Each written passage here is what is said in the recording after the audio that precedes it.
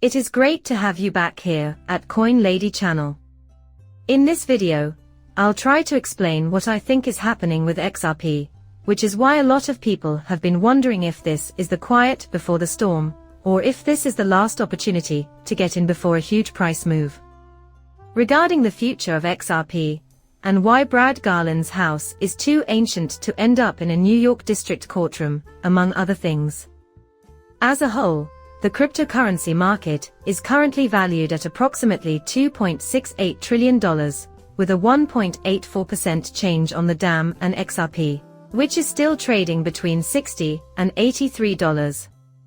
Some may wonder why you keep bringing up XRP and investing in it if they don't think it will eventually turn a profit.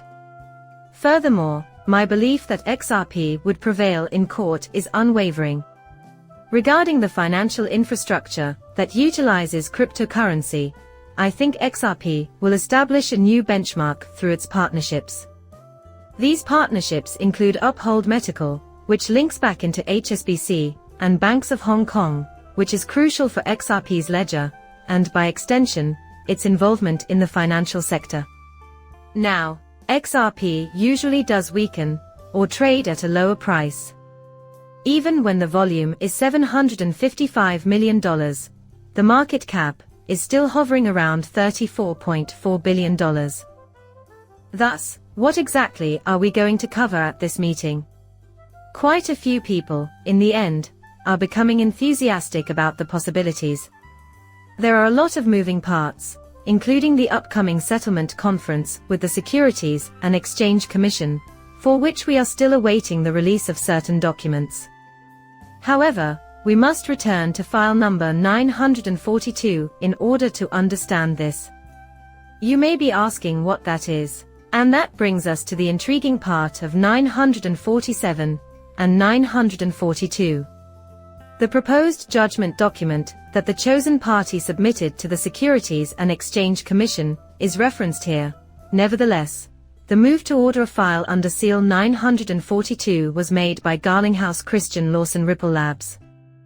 We will meet again on 942, which Judge Annalisa Torres finally approved as a seal to the motion for an order. To what end is this being used? What, you ask?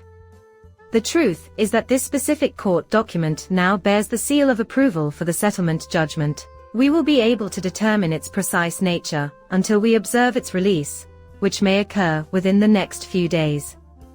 We are well aware that you were there at the courthouse while Brad Garland was at his house. In my view, the purpose of the meeting was to deliberate over a financial figure, a settlement, or proposed judgment, if you will. As we discussed in an earlier video, you have already shared your thoughts on the latest Coinbase ruling. In it, he essentially states that the judge was duped into accepting the SEC version of events as true at this point in the case, suggesting that the judge should reread Wednesday's ruling. Now we get to the meat of the matter, proving that the SEC is completely devoid of substance. After all, what does he mean? The SEC has already proven that the death box case was not real. And that was generally acknowledged as somewhat of a setback for the SEC. You have essentially heard his thoughts on the Coinbase deal previously. You must now consider the possibility of going to court if you are currently in a courtroom. I don't see why you would love the SEC unless you were holding some sort of secret weapon. In my opinion, Stewart was spot on when he indicated that they have a very clear idea of what XRP will do. In addition, I believe they make it crystal obvious what the SEC offers. In my opinion, it's not even close to enough. Additionally, David Schwartz is providing us with some quite intriguing information. Ripple's Chief Technology Officer, CTO, is talking about XRPL, and more crucially, XRP's efficiency as a payment asset.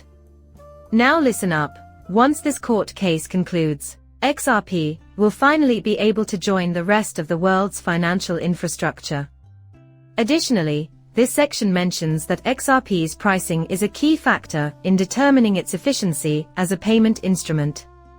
He ignored the notification because he believed that a fixed supply asset, such as XRP, would be more feasible for payments and intermediation at a higher price. Ripple views the idea of a reduced XRP pricing for payment utility as idiotic. Tell me what this means. When dealing with certain banking systems, it's not practical to send millions of coins at a fixed value. Instead, XRP's value should be significantly higher to accommodate smaller coins, but in the end, cross-border transfers are more efficient, which is how banks typically operate. All of this points to a specific agenda, the most important of which is figuring out how to incorporate XRP into a financial global payment system. As a result, you'll often notice that banks that control larger denominations have higher costs and more cash on hand compared to XRP. People are looking forward to what's to come because of this. There are a lot of avenues that can be explored thanks to the court case. Some fascinating price charts have also shown us where XRP is likely to retrace from its important levels.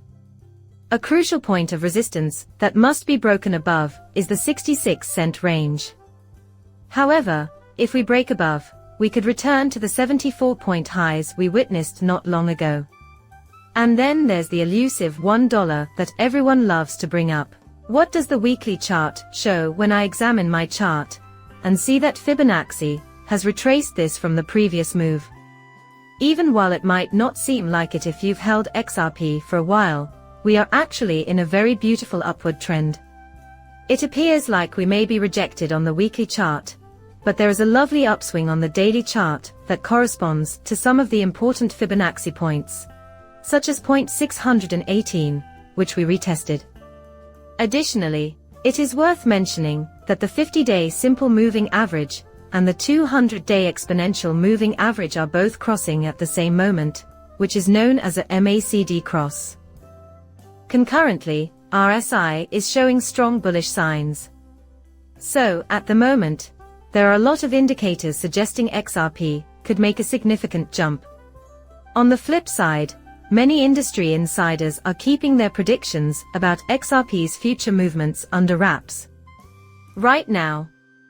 Tomorrow, we will not reach that point unless there is a major development regarding the caucus. We might even hear something shortly. In my opinion, we may anticipate a swift resolution if the statements that are expected to be made lead to an obvious upward trend in XRP prices that is in line with other technical charts. The ducks, in my opinion, are at the correct place. I also see it as a sign that Brad and Stuart are in the midst of settling their differences, because we keep seeing them in New York. It seems to me that XRP has won this time, even though the court records that we can't view clearly outlining all the details surrounding a judgment decision or proposal eventually only pointed to one outcome. Nevertheless, there will also be a financial component.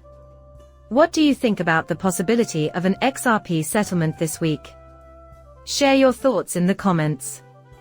Or are you of the belief that we will be forced to go to court if this is not resolved by the May 6th deadline?